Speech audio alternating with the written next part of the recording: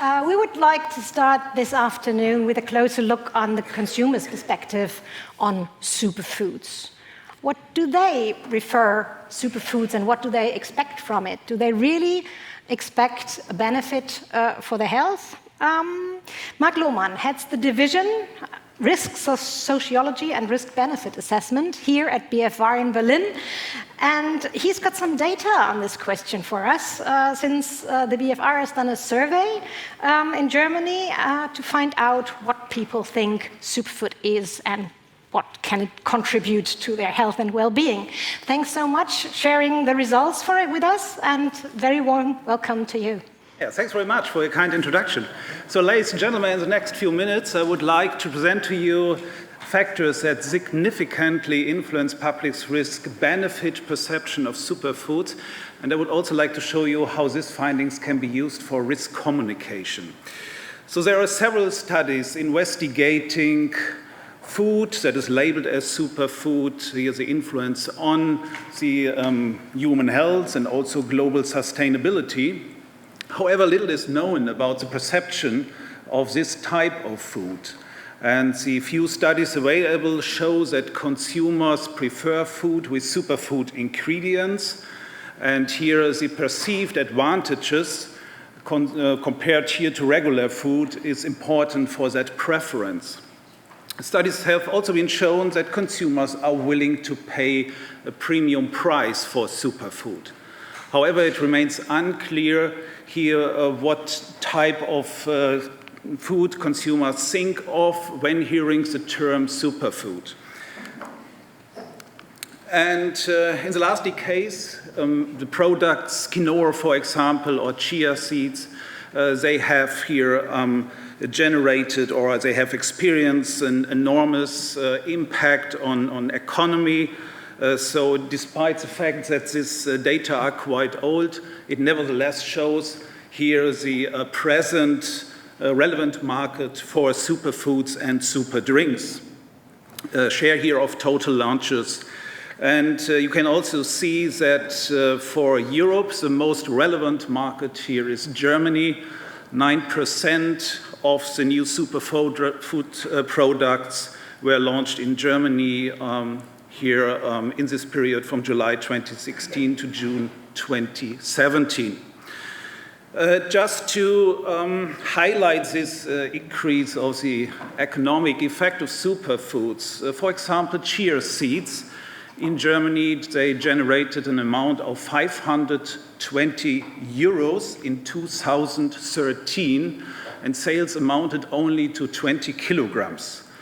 And 2 years later, 2015, chia seeds here generated a turnover of 11 million euros, and sales amounted now to 660 tons. And so this enormous economic impact here could, of course, not longer be ignored when talking about risk-benefit assessment and risk-benefit communication. So in general, food preference, food choice is a very complex process involving many diverse factors, including physiological, psychological, socio-cultural, as well as extrinsic product characteristics.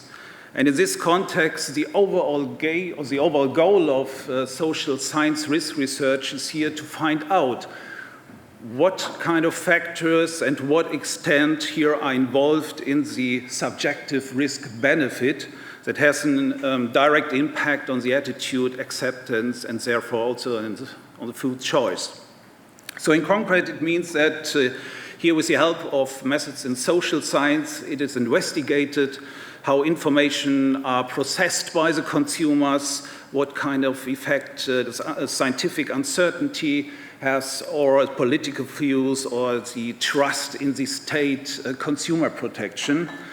And here particularly, it is investigated the impact of the general socio-demographic factors like age, gender, and media coverage, which has an enormous impact then after that in the attitude and acceptance of food items.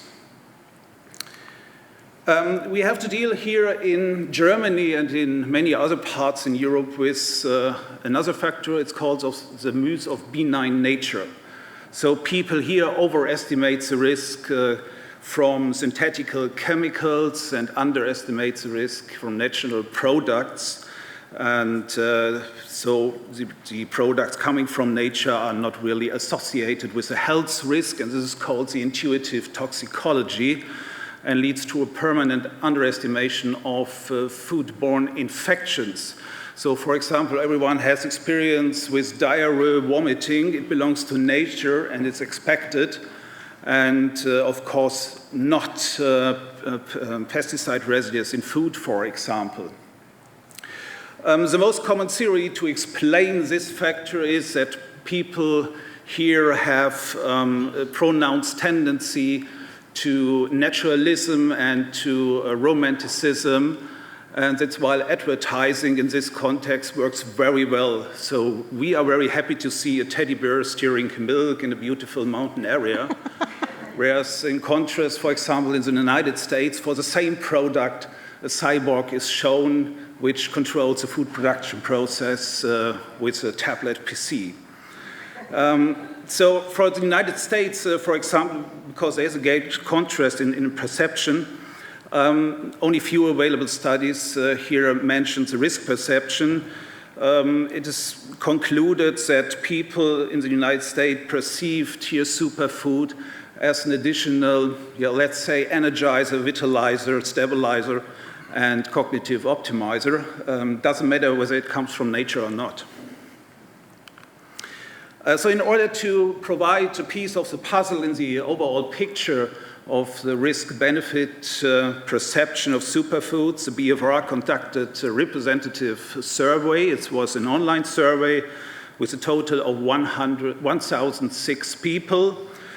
And they were coming from a random sample, which is representative according to gender, age, education, and region. And this online survey was conducted from the end of July to the beginning of August 2020. So first of all, we asked the question whether the term superfood is known at all. And you see here that 70% of the respondents stated, yes, I have already heard of it. 26 stated that they haven't heard of it, and 4% did not answer the question. So there's a great awareness referring to this term superfood. And a more detailed analysis shows that women, in contrast to men, here are, have more often heard about this term superfood, as were organic buyers compared to non-organic buyers. And you see here of the 707 respondents who were aware of this term, that 1/3 could not really associate any specific property with superfood. And here the mentioned properties were healthy content of vitamins, and all other listed properties here are only mentioned occasionally. And here again, women are here mentioned this top-ranked properties, healthy and content of vitamins, more frequently than men. And furthermore, the respondents rated or labeled the foods that is normally imported to Germany, like chia seeds, goji berries, quinoa, more often, or significant more often, as superfood compared to the domestic counterparts like linseed, black currants, and oats. And here we did not find any difference in the socio-demographic data. So in the questions before, the respondents were not really delivered with a specification, with a definition of the term superfood. Of course, there exists no official one, and the term itself is shaped by market and media. But beginning with this question referring to the consumption rate, we offered here the participants our own definition. And here you see that our understanding is that superfood is foods that are considered to be particularly beneficial to human health. It contains high contents of nutrition. We mentioned also some nutritions, ingredients, and gave also typical examples. And after that, we asked the question, how often have you recently eaten food also referred to as superfood? And you see here in the summary that 1/3 responded that they consume superfood at least once a week. And 39% stated that they haven't tried to eat superfood. And with this definition in the background, the respondents told us that, first of all, the avocado is a specific food which is consumed as a superfood regularly, followed by the chia seeds, and all other do not play a great role here in the consumption. And again, you see a high number, 20%, which could not specify here really a superfood. Also, they eat regularly superfoods. I mentioned it in the survey that they eat at least once a week. Then we ask, for what reason have you recently eaten food, also referred to as superfood? And again, we have a relative high number, 20%, which could not mention really or specify a certain reason. Most mentioned reason was healthy diet and a pleasant taste. All other items here are mentioned only occasionally. And again, here women stated more than men that they prefer superfood because it belongs to a healthy diet. And we ask also those who have not recently eaten food, also referred to as superfood, and here we have a very high number, 45%, which stated that they cannot really give us a reason why they do not eat superfood. We have here 13% that mention no interest in superfood and unpleasant taste, but it's a very low number. So it's not really specified. Very important for risk-benefit communication is how consumers rate the health benefit estimation. And you see here when summing up the two boxes on the left side, we can conclude that the health benefit is significantly higher rated than the health risk. So 49% in contrast to 8%. So when talking about superfoods, this is a conclusion, then health risks are not really in mind. One cannot say that they are not really known because only 60% could not here really stated if there's a health benefit or a health risk. So maybe this is a hint for risk communication here when talking about risk to inform the public what is it, because people have no idea that any health risk is here related to superfood. Then we ask those who rate the health benefit as high, which kind of health benefit do you expect from superfood? And here the majority stated the content of vitamins, generally healthy or good for the body, is here on the second place of the scale. But again, here we have 30% which were not able to give us any information what could be a health benefit here referring to superfood. And we ask the other party, so those who rated the health risk as high or very high, and here is a larger number, which could not really give an answer. 55% could not mention any health risks. They see a health risk, but they could not really precise here the reason. The only one stated was questionable ingredients and no particular risk here, 13% and 11%. So again, a very low number of respondents. And then we confronted the consumers, the participants, with 3 statements.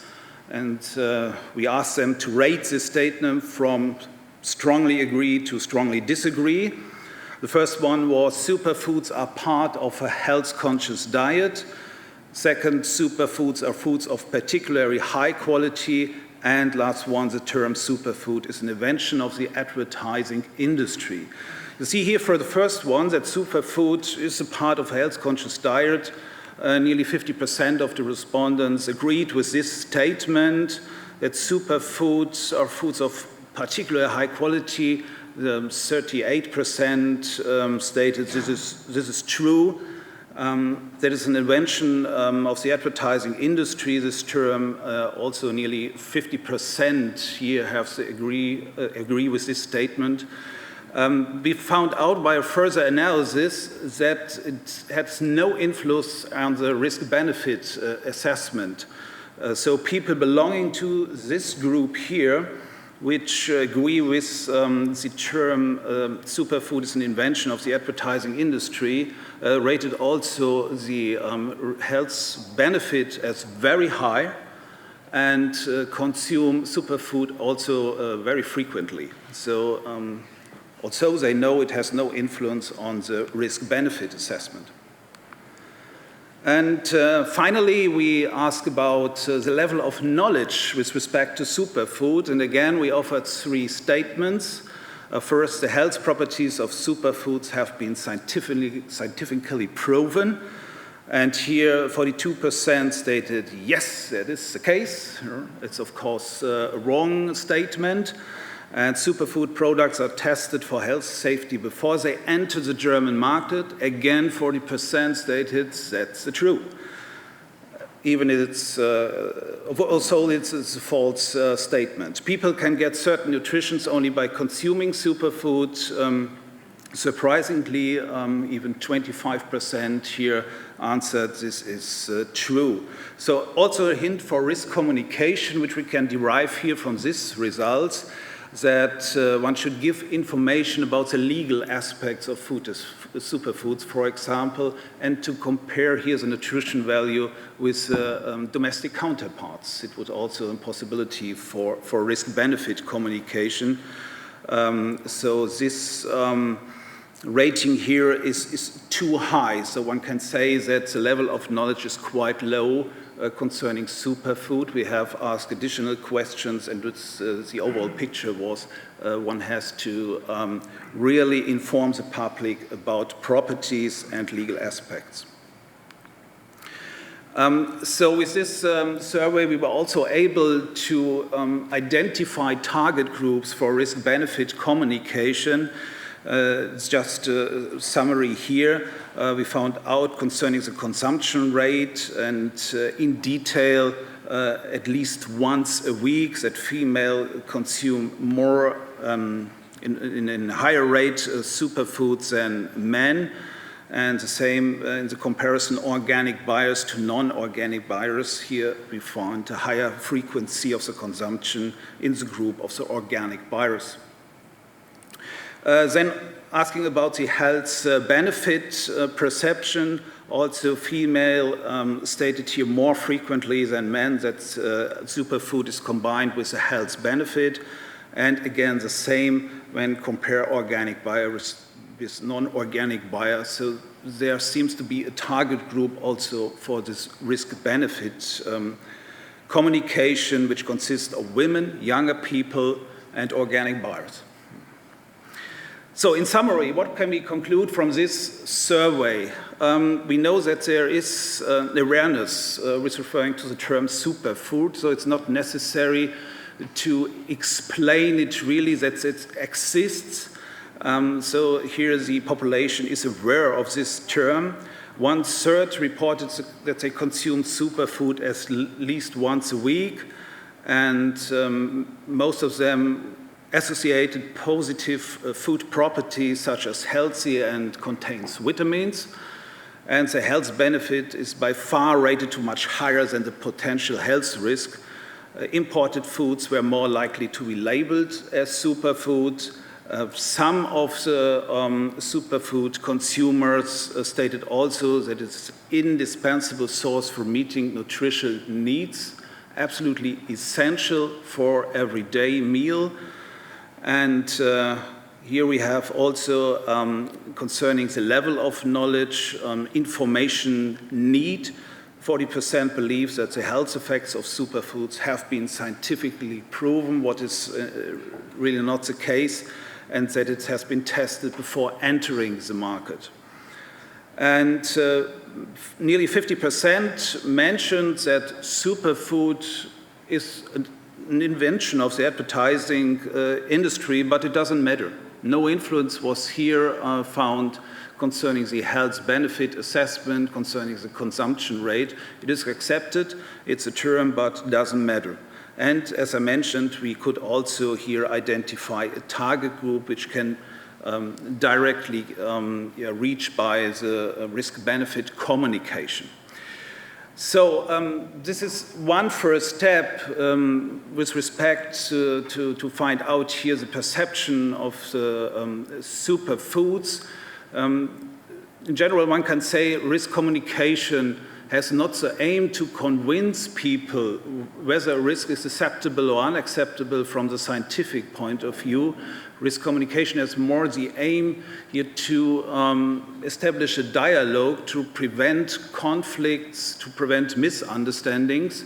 And in order to conduct such dialogues effectively, one needs to, one needs to have this information about the information needs, level of knowledge, information requirements in the forefield.